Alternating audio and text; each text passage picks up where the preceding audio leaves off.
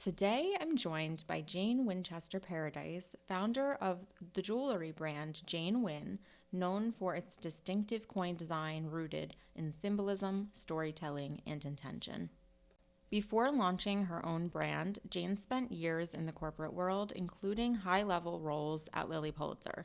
But what she's built with Jane Win feels very personal. It's a collection of pieces designed not just to be worn, but to hold meaning, mark moments, and serve as modern heirlooms.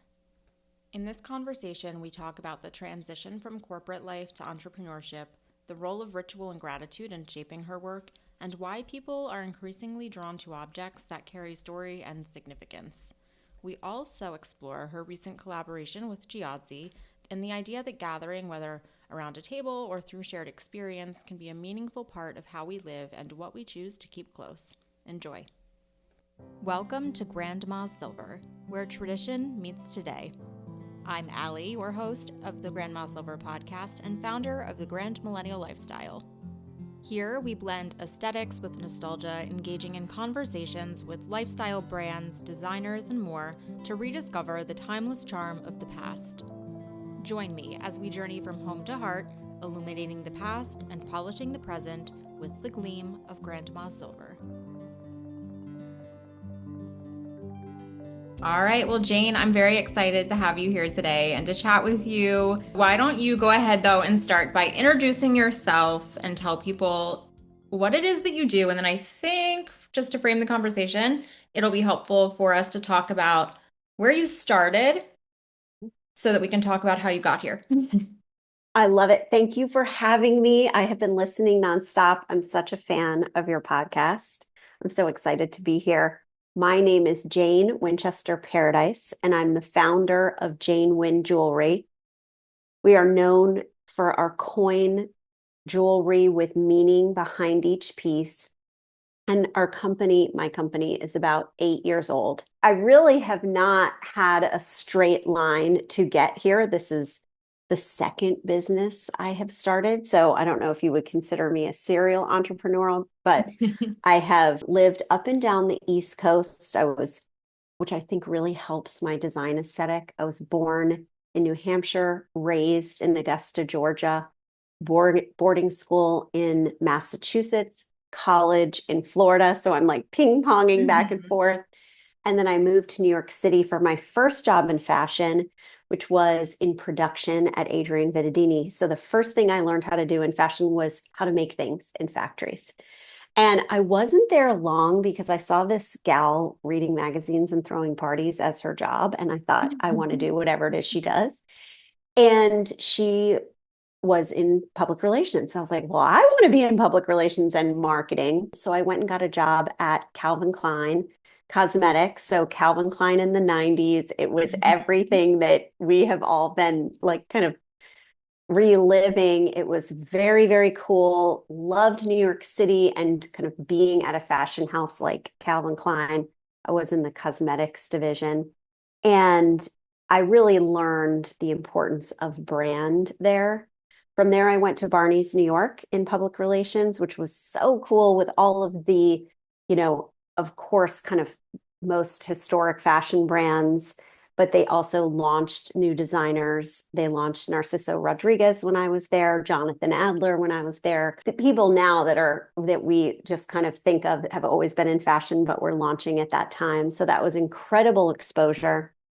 And it was when I was at Barney's, I think I was 26. I got my idea for the first company that I launched, which was called Buzzed by Jane Fox. And if you have customers in the kind of 45 to 60-year-old range, they might remember that brand. It had a embroidered bumblebee on it. I was in kind of all the cool boutiques. We were in a lot of stores. The internet was kind of just getting started, so it was really more of a wholesale business. And we got a ton of press because I, had been in fashion PR for so long. So all my friends were editors and they covered Buzz by Jane Fox.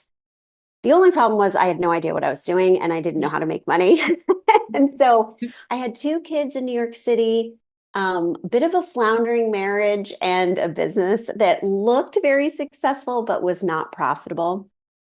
And after about 7 years of that, I got a dream phone call from Lilly Pulitzer, and they said, "Hey, Janie, your bags are in all of our stores. Would you come? We want to launch bags for and accessories for Lilly. Would you come move to Pennsylvania and do that?" Which I did with pleasure and moved my family to the main line outside of Philadelphia and launched at Lilly Pulitzer bags, shoes, and jewelry. Very quickly, I became in charge of the print department, which is, Lilly Pulitzer is the heart of the brand, all of the incredible artists in the prints. I was then fashion director. And after about 7 years-ish there was a vacancy. I really wanted to be a vice president by the time I was 40. So I pitched myself to be the head of PR and marketing. And it was a great time to do that at Lilly because they were going from predominantly wholesale and selling through stores to predominantly direct to consumer buzzword selling through their own stores and their website. And with that, but like there's just so much fun digital advertising and marketing that I got to lead, consumer analytics, and that was just awesome. I pitched to the owners then the Lilly for Target, and that was when it was kind of very early on in the Lilly for Target. And I felt like my job was on the line. If it was going to bomb, then I was going to get fired. That's really the way I felt, but it was a giant success. And I got promoted to senior vice president of marketing and communications. I had such a great ride there. I loved it. The guys who owned Lilly at the time really took me under their wing. They taught me how to write a strategy for a brand, how to set sales goals, 1 year, 3 year, 5 year. And I felt after being at Lilly for 12 years that I knew enough to start a business that could be profitable. Mhm. And that is when Jane Win came to life. I have so many questions that stem Yeah. off of this. I guess my first one is if we're talking about Jane Win as a brand, why jewelry? Why these coins? I'm a jewelry addict. So, I mean, the jewelry, and I was designing jewelry at Lilly. It was costume jewelry, and Jane Win is in the semi-fine space. So that is very, very different. Mhm. But I had been given jewelry for milestone moments my entire life. And really marked phases that I was in my life. I knew that jewelry could really carry meaning and a connection with people. And before I started the company, I pictured a granddaughter sitting on her grandmother's lap, playing with a necklace, and eventually having that necklace, and the idea that something could be passed and so treasured. Mhm. So that was really why jewelry. I feel like I've always had a knack for connecting in a very authentic way with people. That has always been my take on marketing. I feel like marketing, quote unquote, can have a bad connotation or trying to sell something. But I feel like one of the things that I do well is create things that light people up and I'm lit up by that might not be already available. And felt like coins with meaning. So coins are a timeless, like classic jewelry piece. I love that they're double-sided so that I can have two sides to design on. And Mhm. then I started focusing on the words and how these words could mark milestone moments and that you would want to collect different coins and that they could represent different moments in your life. So that's all the like fun stuff. But then also, I had learned through my career that jewelry is a high margin business. You have the chance as you're like, it's scary to start a new business and try and become profitable. If you have something that has a low return rate, is small and easy to ship, and is something that you can actually make margin on, you have a shot of building a brand that can stick around. So there were things that balanced all the romance. There were actual, real stats behind the jewelry business that I knew that if I wanted to build a direct to consumer business and talk directly to the customer and ship her beautiful things every day, that jewelry was the right category for me. Yeah. You mentioned that visual of the granddaughter with her grandmother. Something that we often talk about in this space is this concept of heirloom Mm. and memory. I'm curious if One, what maybe you constitute being an heirloom quality piece, but also if you have pieces that have then, and this probably goes more into the creative side of things, but if you have pieces that have been passed down to you that have perhaps inspired what you've created in hopes that other people can then kind of carry that on. Yes. Oh my gosh. And I have 100 answers for you. So first, Jane Wynn is in the semi-fine jewelry space. So there's costume jewelry that I want to throw out, though, the concept that costume jewelry can't be an heirloom piece because Hmm. I have some wild brooches from I have my grandmother's Chanel pearls that I mean, the clasp is not 14 karat gold, but it has that, little tag with the CCs on it. And it was a part of their costume collection. It's not fine jewelry made out of 14 or 18 karat gold. I think the piece carries the memory. And honestly, it does not matter what it is made out of. I would agree. Yes, you assign kind of how much value is in that piece. And I actually love that when it's something that isn't worth a lot of money, quote unquote, but Hmm. you adore it. And you, if it's something that your mother has or your grandmother has, and you talk about that and wear it with such pride, that is what really lights me up. So there's costume jewelry, there's semi-fine jewelry, and there's fine jewelry. Those are kind of the three different categories. And we sit within the semi-fine space and we make also fine jewelry as well. So our pieces are sterling silver base plated in 14 karat. Some of our larger pieces are brass plated in 14 karat. And we use all semi-precious stones. So I use a lot of lapis, malachite, turquoise, but then we also use white sapphires, not really diamonds, pink tourmaline and beautiful stones, not CZs or Hmm. sometimes we play with a little glass, which I think is fun. And then all of our coins are a bit available in 14 karat gold as well. And I see our pieces because they are really given with meaning or purchased for yourself with meaning. We have people that, so our coins are double-sided. There's a word on one side and the design on the other, and they come with a little card that explains the meaning behind that piece. Love, hope, grace, gratitude, lucky. And I write the words before I design the piece. Mm. And now we have a team that helps design the pieces too. But I write the words, the meaning, what I feel like people will connect through before we would put any emblem to it. Because I feel like it's the meaning that matters the most.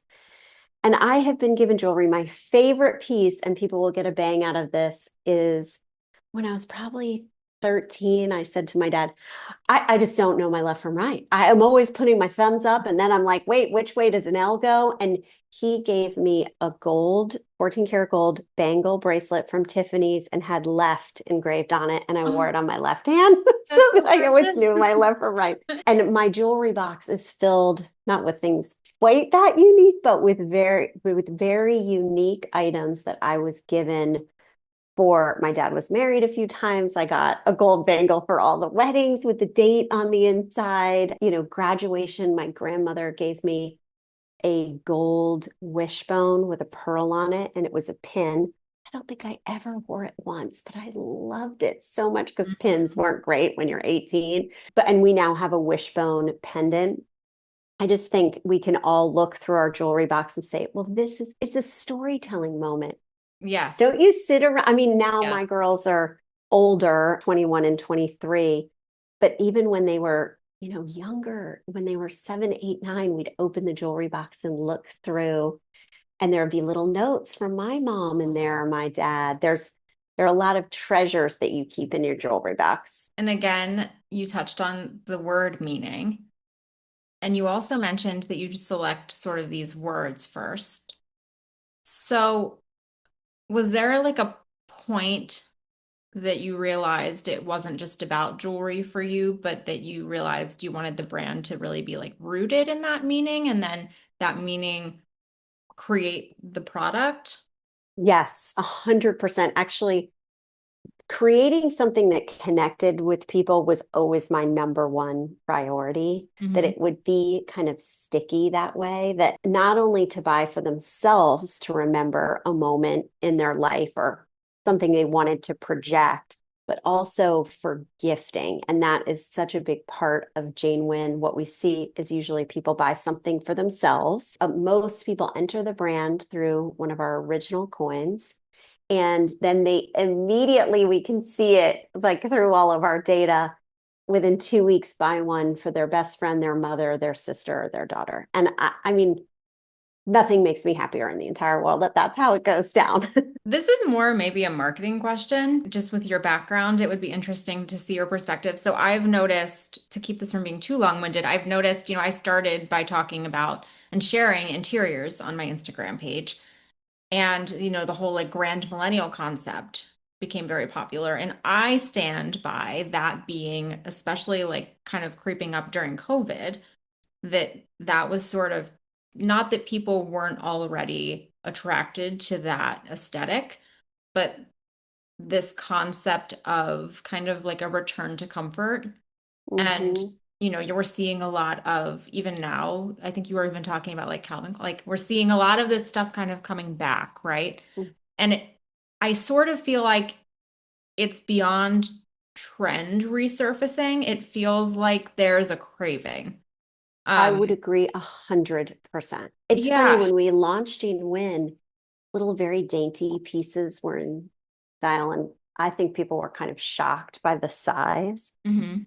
But then they fell in love with the meaning, and that became what they were drawn to the brand for. So, very much the same way of that Yeah. feeling of this brand sees me, or there's comfort in the idea of designing with an eye for history. I Yes. think that it feels better than just finding some cute little thing. Well, and we're also, it's so oversaturated. Like you can find something cute anywhere, but that meaning I think is, and this is where I'm curious, just having been in this world of marketing and retail and understanding the back end of this, because I absolutely do not.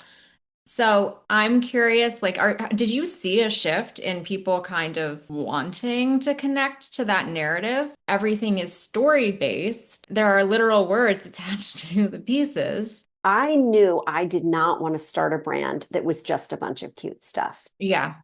So I think, again, kind of going to my history of this being my second business, I have been to this rodeo before and I made really cute bags and tennis racket covers, but there was no reason really why that was a better tote than anyone else's tote. It didn't have that connection point. So for me, and it's a very insightful question. I have to say, no one has ever asked me, and like I kind of pushed on it a little bit. It makes so much sense for a brand to stick around. They have to have a reason for people to fall in love and stay in love. Hmm. And I think for us, those words, and we introduce a new word every year. Okay. And it's funny that word instantly becomes the bestseller. That said, love is always number one for us. And we can really take the temperature of our culture, which is a big statement, our Mhm. little customer culture, by what's going on in the world. So during COVID, Protect was our number one coin. I Mm. mean, we couldn't even, and it's a snake that's on the Protect coin and is not our most popular coin on a regular basis, but people wanted that word. They wanted protection. Mhm. During COVID, towards the end, we launched Hope. They wanted to feel hope and they instantly gravitated towards, and Hope is still a best-selling piece, whereas Protect has gone like kind Yeah. of back down. So Then we fascinating. launched Courage. It did okay.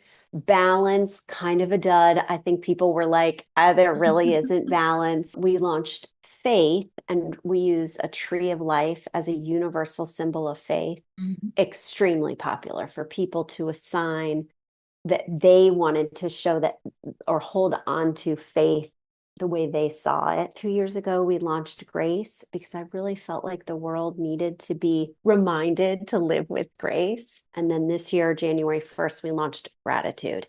And that has been I mean, it makes me so happy. I launched it for a very personally, I had so much appreciation for everything that I had, even though sometimes you're like, wait, is the world crumbling around me? But I still had so much appreciation for my family and my life. The whole point of that coin is no matter what else is going on, you can still have great appreciation and gratitude for what you have. Kind of a glass half full approach as opposed to the pessimistic view. It's really interesting because, the anthropologist in me is just like, you are, because you have these words and then you're seeing the literal popularity of these words and the timestamps, Mm-hmm. you kind of have like a timeline of culture, of Yes. world history and current events through your sales. Yes, through our little lens. So our customer, she has a high household income. She's mostly suburban, not in cities. And it started with moms. So when I started the business, I was 46. I'm now Mhm. 53. So it really started with my network. So my best friend is in Austin, and I have a lot of connections to Palm Beach. We have a house in New England. And so kind of the hubs where I was and my friend groups really started the brand. Mhm. We rely heavily on digital advertising to build our business. So it really started there. And the most fascinating thing that I have seen is during COVID, I had two kids graduating that year. My stepson was graduating, and my daughter both graduating from high school, and they couldn't have graduations. And so Yeah. we did a coin that had 2020 on it, just really wanted to create something special. And so all of my little network bought these pieces for their kids graduating. And it was mostly high school, not college at that time. And then all of these lovely, beautiful 18-year-old women went across the country in their Jane Win coins. And it was like guerrilla marketing. I had a friend call me who lives in LA. It was her daughter's second week at Duke, and she said, "My daughter has to have a Jane Win because her friend from Pennsylvania came to Duke and Wow. now they're roommates." And so it really spread organically, both through my age group, but then their daughters. And we Mhm. heard most too that the daughters were stealing the jewelry from their moms. When we look at our data of who's purchasing Jane Win, it's all 45 to 55-year-old or 60-year-old women. But if we do a survey and say, who are you gifting? 80% are gifted to women who are 20 years old. And how special, I love hearing about organic growth because that's almost like your reassurance that it's not just a trend, it's timeless, and that people are just authentically connecting to it. Yes, I think it's so interesting that things kind of culturally have changed as well, that women with great taste and style, like that it's the fashion is not as divided, that Hmm. now so much of what we see is pictures and posts of mothers and daughters and grandmothers and like whole Yeah, groups of women of different ages wearing Jane Win. that's generational. Yeah, Yeah, it's pretty cool. that is really neat. Can I hear a little bit more about the selection of these words? Have the most untechnical answer, and it is I just check the vibes. Like I I mean, really well, it seems to be working, and your it, vibes seem to be pretty on par with other people's vibes. part of it is like what I feel like the world is feeling and needs. Mhm. So much of it is also very, very personal. And I think that is why, I mean, I'm not going to toot my own horn, but why I'm a good designer. I get a sense of what people want and also what appeals to me and create it in a unique way. I love that answer because it's just sort of like you're not that you're not thinking about the marketing side of things, because I'm sure that's part of the conversation, but it starts from a very human place, and I think that that is great. Yes. And we do. We ask during surveys what people would like our next word to be, and we talk about it in the office a lot.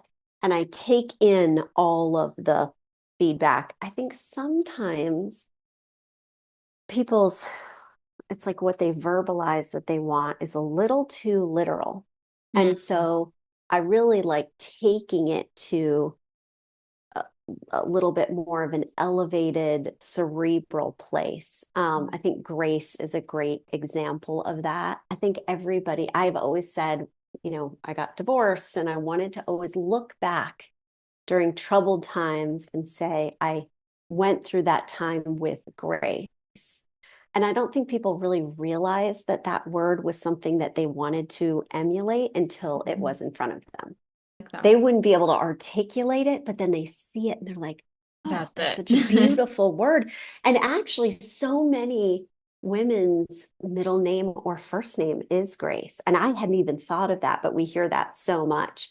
Grace, Joy are people's actual names, which is, I think, so lovely too. All of these different words, you're centering and then designing around sort of your own interpretation. Is that correct?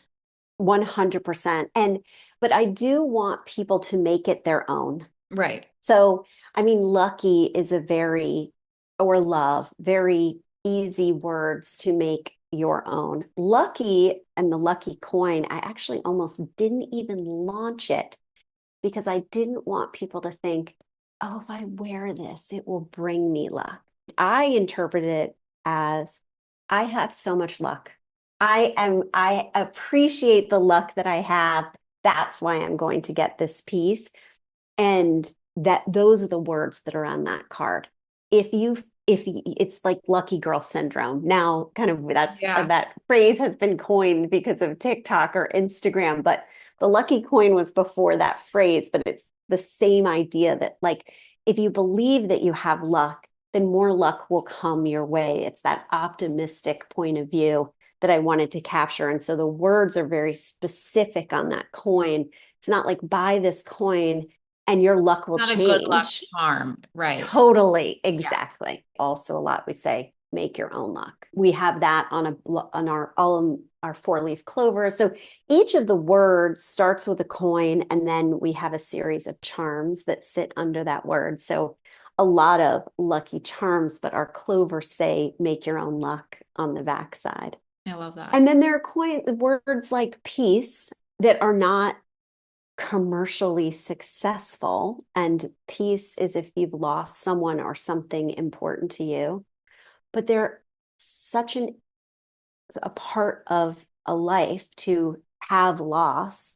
And so even though it wouldn't be the best seller, I still wanted it to be in our assortment so that if someone was experiencing that, I always wear my peace coin. My dad passed away when I fly or if I have a big meeting or I want him to be with me in some way. It's important to me that our collection of words helps people mark moments from all different phases of their life. Looking at the different interpretations of these things, like as someone who is a prayerful person, peace is something I can't even tell you the amount of times I pray for peace, Yes. or to handle something like you said with grace. Like you said, it may not be the most popular, but for the people who need it, they need it. And it's important. I wouldn't want to leave it out. Yeah, no, I love that you keep it. That's so special.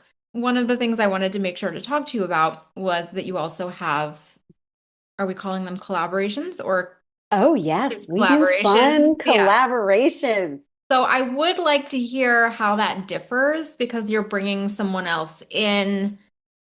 How does Yeah. that influence what is a very personal process for you to then collaborate with someone else So to share something of the theirs? last two great collaborations that we've done have been to me very meaningful, a moment for people to own this coin to mark that moment. So this spring we have a collaboration with Giadzi and Giada De Laurentiis, the chef.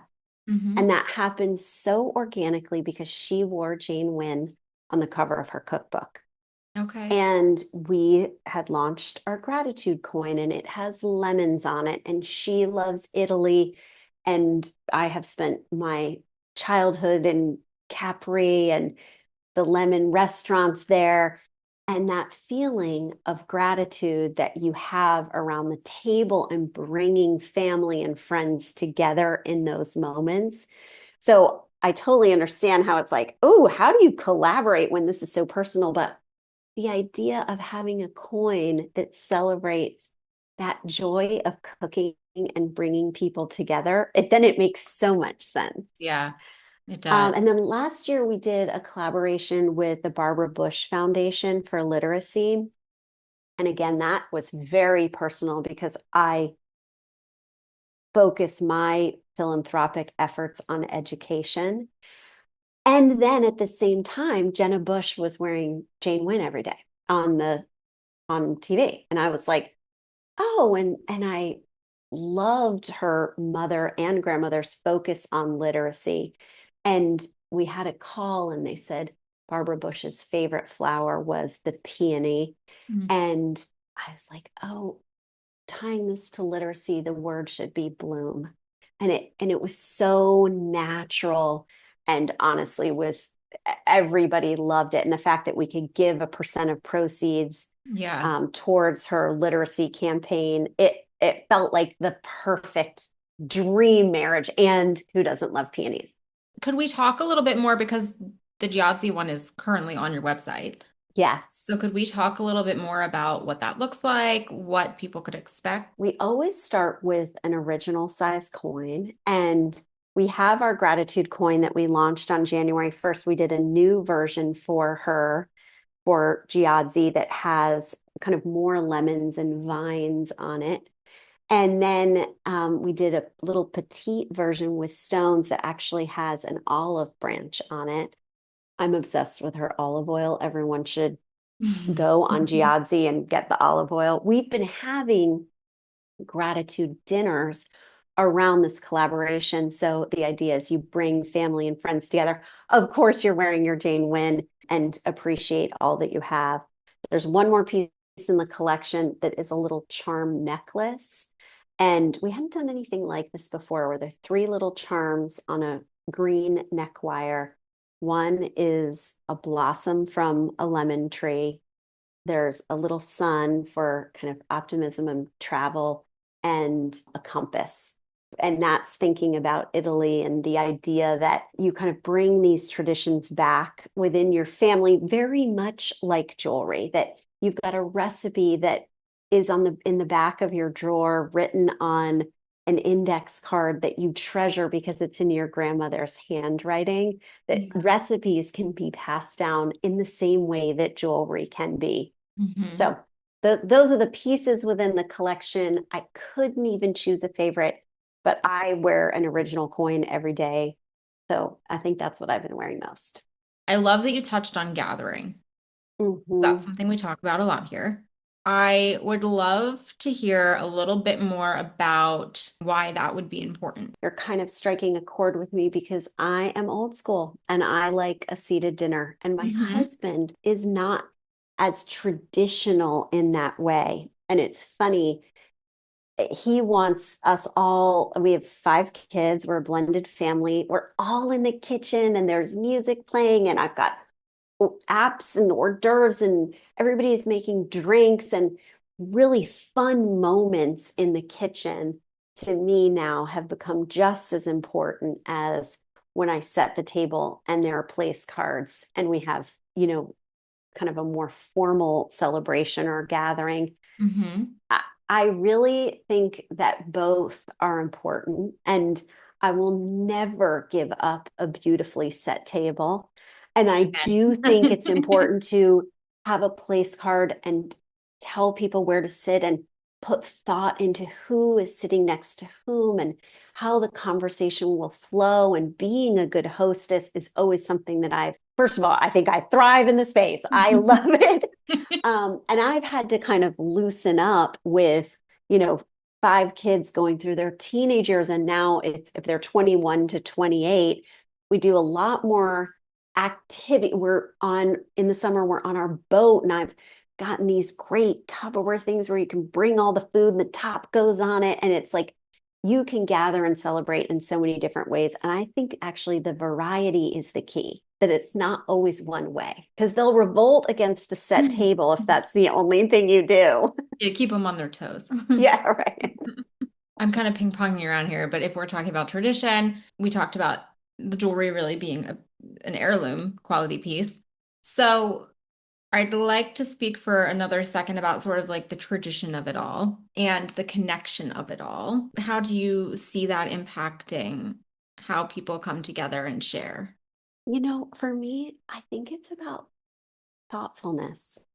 Yeah. And it's almost like the way you care about setting that table is the way I think about buying a gift for someone. You think about the word and that person. What would she adore? This is not about me. If you've got a young woman in her life who's going through a period of transition, and we have a coin with the word strong, which is very popular with young women, and you choose that, she reads the card and connects to it and then wears it. We wrap our jewelry beautifully. We have printed boxes, and there are a lot of layers to it with the meaning and the piece. And so I think it is about the thoughtfulness behind it. You just can't ignore it. This is the opposite of a candle. This Yeah. is just about as thoughtful as you can get if you're Mhm. choosing a word for someone and the meaning for them. So I feel like that is really important to me. I think we're innately as a brand very, very thoughtful. Again, kind of ping-ponging here for a second, but I had this question that's kind of on my mind. If we go back to the beginning of our conversation and just sort of how you launched this brand Mhm. after sort of like these life and business lessons, right? And got some additional experience and you've grown remarkably. And so was there anything this second time around, taking the perhaps experience you gained out of it, that surprised you about building this brand from scratch? Oh my gosh. I don't know if this was a surprise overall, but it was a surprise to me actually how big of a deal it was. This is the hardest thing I've ever done, and I find Mm. such joy in it. But had a business that didn't work, but I went right and worked at Lilly Pulitzer. I was surrounded by like 300 amazing women. I was in an office every day. I laughed. I had a ball. It ended up with a big team that I felt like I could really mentor. I had mentors there. It was fun and I loved what I did. I also knew it was time for the next. Right. And I had a little PTSD from the first business thinking, oh my gosh, that business was never truly profitable. I would be up at night worrying about paying one employee, paying her salary, Stress like is stress. that You're was so still stressful. responsible. I had so much confidence that I knew that I could make Jane Win something that people loved, and in that the business would grow. But it takes a little time, and you're in it day to day. And while I never had to worry about paying salaries, just the heart that goes into it, you feel like you're really pushing a boulder up a hill. And we did not get any like breaks. Yes, Jenna Bush in like year 6 was wearing Jane Wynn, but it's not like in the beginning, all of a sudden Oprah was like, this is on my favorite list. Yeah. We just Look under like, your chair, ladies. right. Totally. I felt like we really earned every growth moment. I am the happiest person on the planet. I am an optimist. I wake up smiling, and it was still so, so hard because I do take it personally. They're like, this is business. You can take it personally. I'm like, this is actually incredibly personal, not just the product, but like we're building something from scratch here. And I started Jane Win with $70,000. I mean, that is not a lot of money to start a business with. We've never taken money from any outside source. It's all been organic growth with our own dollars. So, Mhm. now we place orders for product that we're making in New York City, and the cost of gold is 5 times what it was when we first started. And that's a shaky hand that writes that check to Yeah. buy, these ounces of gold that are turned into coins. So there's so much of me in it. And now with our team here in the office, I feel so much responsibility to them. Did you have to unlearn anything? That You is were you such an were kind of interesting like question. thinking and creating for a very specific brand. Like, did it take you a second to tap into your own brain? The cool thing about Lily and the leaders there is they do the right thing. They had a strong set of core values that guided the company. So I could take that with me. If I had to kind of undo anything, it was almost, I would phrase it differently. My husband would always say to me, trust the process. We wrote the plan, go through the steps of making it happen. I had to kind of undo anything. It would be trying to strip away some of the doubt or second guessing or adjusting, but kind of sticking to the plan. And it's not something I had to undo, but it's something I had to very consciously do. On the subject of the shift that you made, you did do this later than a Yeah. lot of people would have taken that risk. So, what did that look like for you? If I'm giving advice, the thing that I always say first is start with a plan. And I know that sounds so silly. There are plenty of businesses that have been great, I'm sure, without a strategy, but I just do not think that is the way to go. And I will, die on that hill. When I was at Lilly and I knew I wanted to start Jane Win, I started seeing an executive coach. The first exercise that we did was not about Jane Win. It was about what did I want my life to look like in 10 years? It was so great. What does it look like in 5 years, 3 year, and one? And it was not just work. Of course, work was a part of it because it's a part of all of our lives. But what do you want your health and wellness to look like?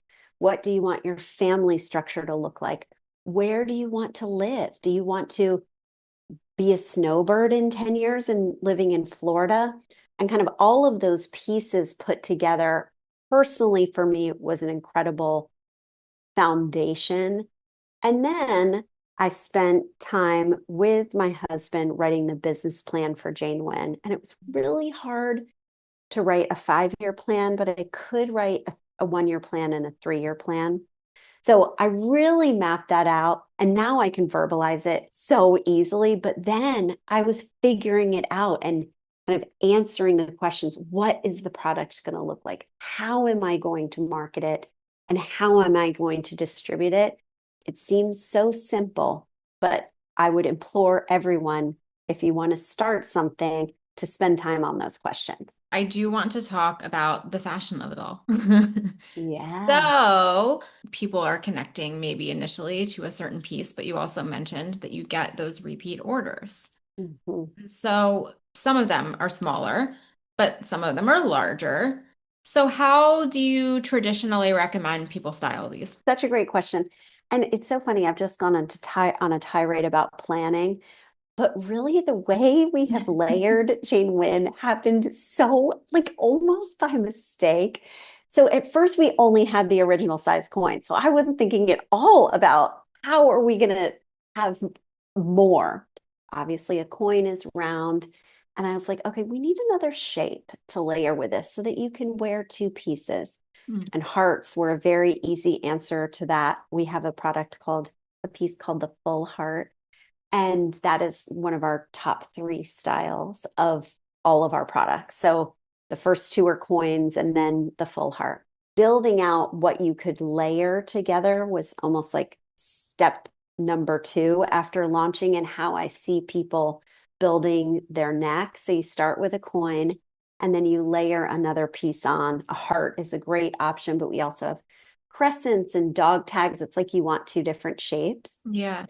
And then by mistake, I said to Rachel, who's our head of design, I want a chunky chain, and let's have the clasp be chunky so that it feels like it's got a lot of value to it and it's not flimsy in any way. And when it came in, I said, oh my gosh, I wonder if our coin can attach to that clasp. And it literally changed our business. So all of a sudden, So it fun. wasn't just you were wearing a chunky chain with your piece, you were attaching your coins to these chunky chains. And then we kind of went off. So we've got beads in lapis and malachite and tiger's eye, and then chunky chains and pearls. So you can either wear your coin with just a fabulous chain, and we have so many options there, and that can almost be a statement on its own. Mhm. Or you can create what we call a neck mess, which is I starting love with the coin. Yeah, it's like I wish everyone could kind of like, you can Yeah, hear the it. visual. You know, it's almost like instead of the charm bracelet that's jingling and jangling, you've got, I have on 4 necklaces right now, and one is a tennis necklace, and one is a chunky curb chain with a coin on it, and then I have a longer chain hanging down with a crescent on it. You can kind of create these layers, and that has become very much a look in the world right now. Mhm. Well, and I can say, as someone who can actually see it right now, it looks wonderful. I think sometimes when you hear about layering, it reads very like messy bohemian, but I can Mm. say that it's very classic looking. We have these double wraps where you can double wrap a strand of pearls with a coin that is so pretty. But then you can also do it in a different way that is more bohemian. And I really want people to take Jane Wynn and wear it with things that they already have. No one is ever, it's so boring to wear one designer. If it's like my greatest honor to think that you would go in your jewelry box and look at all of those heirloom pieces and choose something from your grandmother, even if it was a ring that she had, that you would slide it on a chain and wear it as a part of your necklace with one of our coins. To me, that is the ultimate show of style, to be able to mix what you have with something new. In a brand rooted in these words and these intentions, is there any other message that you hope that when people are walking away with a Jane Wynn piece, that they're taking away? Yes. And we just printed little tote bags that say, "Is that a Jane Wynn?" Because when you wear a Jane Wynn piece and someone recognizes it, they come up and they say, "Is that a Jane Wynn?" And you say, "Yes, I have strong." And you end up telling a story. And so it's not just a personal connection that you have with a piece, you end up actually connecting with other women at a cocktail party. Someone else says, "Well, this is why I have my piece." And that has been something that has taken me by such surprise, Mhm. that it can be a way to get to know someone and a conversation starter. Jane, thank you so much for being here today. Thank you for taking the time to share not just your brand with us, but really what's clearly your passion. So I really appreciate your time. Thank you for having me. It is a pleasure. I will be listening. I cannot wait to listen to this and everything you have coming up.